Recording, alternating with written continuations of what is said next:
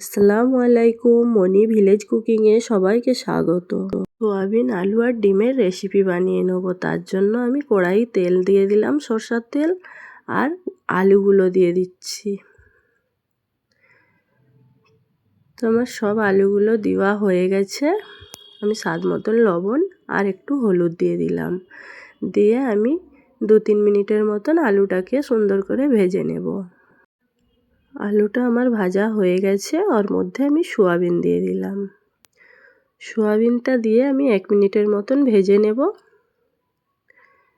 তো আমার হয়ে গেছে, আমি একটা জায়গায় উঠিয়ে নিলাম। আমি কড়া গরম করে নিয়েছি, কড়াই তেল দিয়ে দিলাম। আমি 2টো ডিম ফাটিয়ে দিয়ে দিব। আমি তেলের মধ্যে অল্প একটু লবণ দিয়ে দিয়েছিলাম।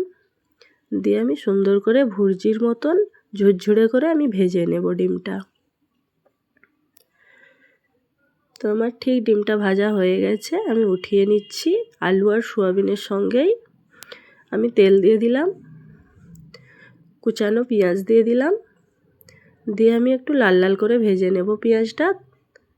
আমার পেঁয়াজ ভাজা হয়ে গেছে, আমি একটু আদা রসুনের পেস্ট দিয়ে দিলাম। কোচানো টমেটো দিয়ে দিলাম। 2 চামচ হলুদ গুঁড়ো দিয়ে দিলাম, আর 2 চামচ লঙ্কার গুঁড়ো দিয়ে দিলাম। অল্প একটু জল দিয়ে দিব। দিয়ে আমি মশলাটাকে ভালো করে কষিয়ে নেব। আমার মশলাটা কষানো হয়ে গেছে, মশলা থেকে তেল ছেড়ে দিয়েছে। আমি সব ভেজে রাখা উপকরণগুলো দিয়ে দিলাম।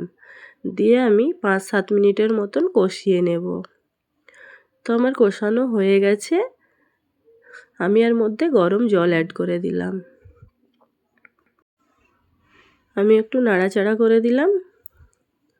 ধনেপাতা কুচি দিয়ে দিলাম, আর ভেজে রাখা জিরে গুঁড়ো দিয়ে দিলাম।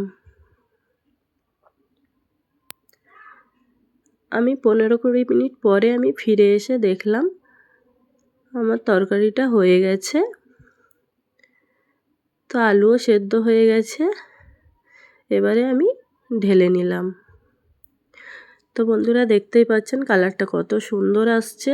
আমার ভিডিওটি যদি ভালো লেগে থাকে, অবশ্যই আপনারা আমার চ্যানেলটিকে সাবস্ক্রাইব করবেন, বেল বাটনটা অন করে দিবেন।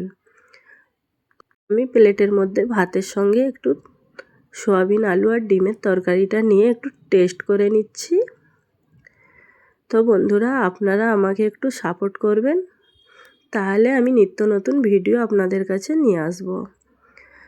তো আপনাদের কেমন লেগেছে আপনারা কমেন্টস করবেন। বাই বাই, আল্লাহ হাফেজ।